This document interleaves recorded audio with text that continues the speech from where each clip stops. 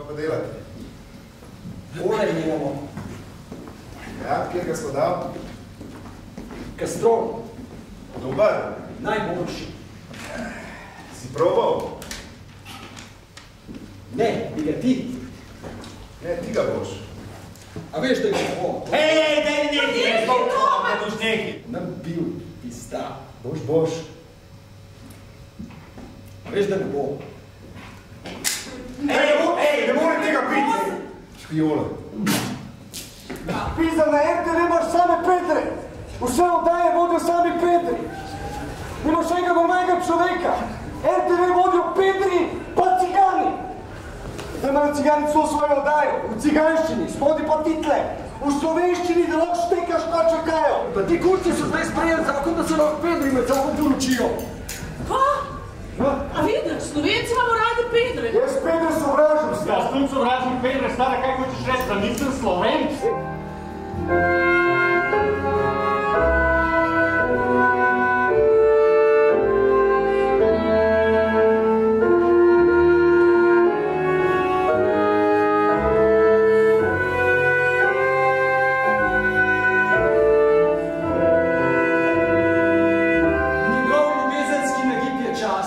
Njegov namen poroka.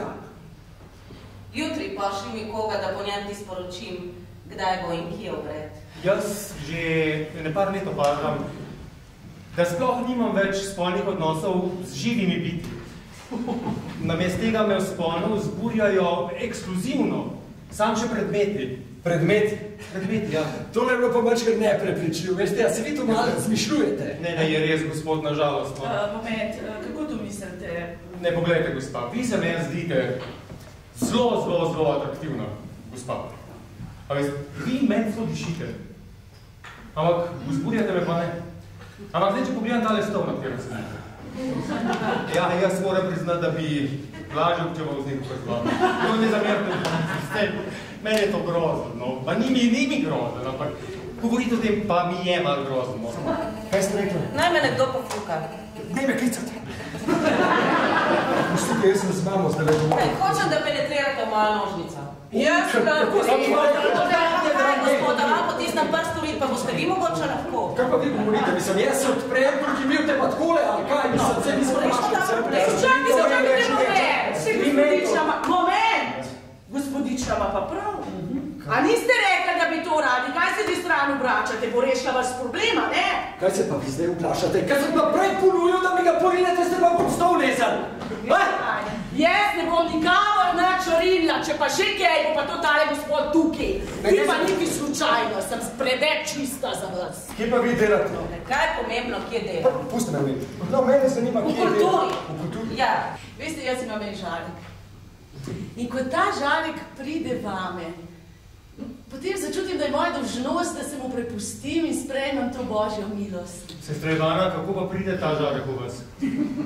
A vas zanima? Ja, zelo. A pride tukaj, na tem mestu, tu? Ja. Ne vem. Včeraj se spomnim, da sem se sprehajala po vrtu in potem sem nabirala remanijo. In prav spominjam se, takole sem bila in naenkrat za sabo zaslišim glas. Veste, tam zadaj pri vodnjaku, pri kopriva v kotu, in ta glas mi razločno reče, daj mi.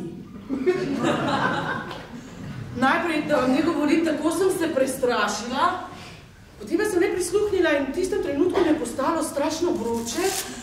Bilo je, kot da bi me neka sila vlekla proti sklom.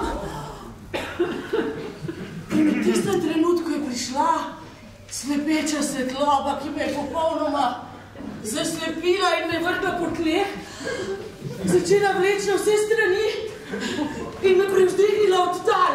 Mislim, da sem celo za en trenutek zalepdela. In potem pa se ne spominjam več. Jaz sem Romeo in Julija.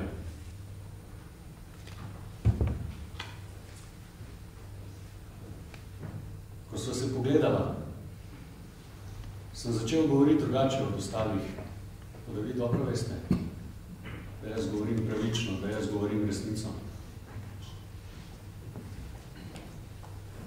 Moja družina me je hotela poročiti z drugim Ime mu je bilo Paris. Tega nisem želela. Oče mi je rekel,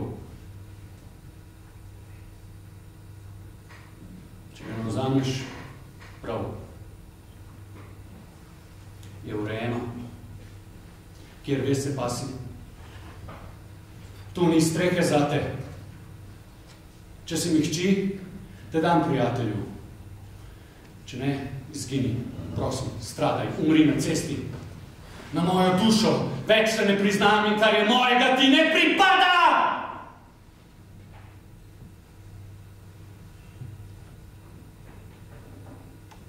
Romeo je ubil mojega bratranca, zato je bil pregnan. Na skrivaj so se poročila.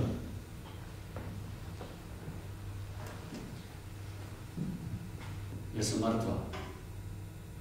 Vsi smo mrtvi. Paris prihaja v našo grobnico, da bi me videl, vsi moji možje prihajajo. Jaz sem zastopljeni sad. Jaz sem ta, ki nedolžno naznanja smrt.